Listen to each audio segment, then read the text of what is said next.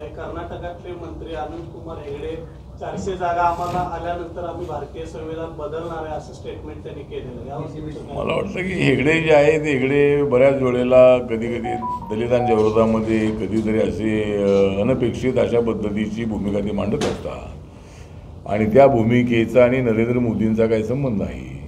त्यांच्या भूमिकेचा आणि BJPच्या भूमिकेचा कसलाही संबंध नाही आहे। भारतीय जनता पार्टीने आपली भूमिका पूर्णपणे बदललेली आहे।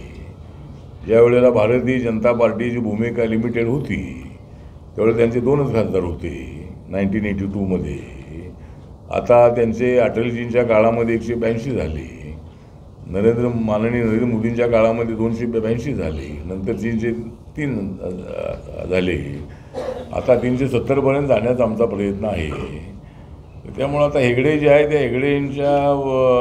हेगडे नेहमीच विपर्यस्त अशा पद्धतीची भूमिका मांडत असतात आणि संविधान बदलण्याचा कोणालाच अधिकार नाही। ज्यांना संविधान बदलायचं असेल त्यांना देशात राहण्याचा अधिकार नाही आहे। संविधानाचं जे प्रिॲम्बल आहे त्याच्यामध्ये कसलाच बदल होऊ शकत नाही।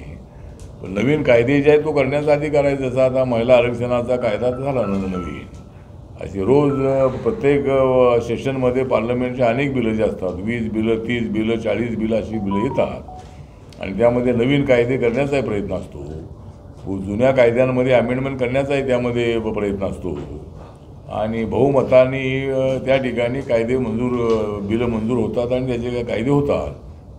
त्यामुळे संविधान कोणाला बदलता येणार नाही आणि हेगडेच्या भूमिकेचा आम्ही तीव्र निषेध करतो आणि त्यांच्यावर कारवाई झाली पाहिजे अशा पद्धतीची आमची मागणी आहे। अनेक वेळेला त्यांनी मागच्या वेळेला दलितांच्या संबंधामध्ये अशीच विपरीत भूमिका मांडलेली होती।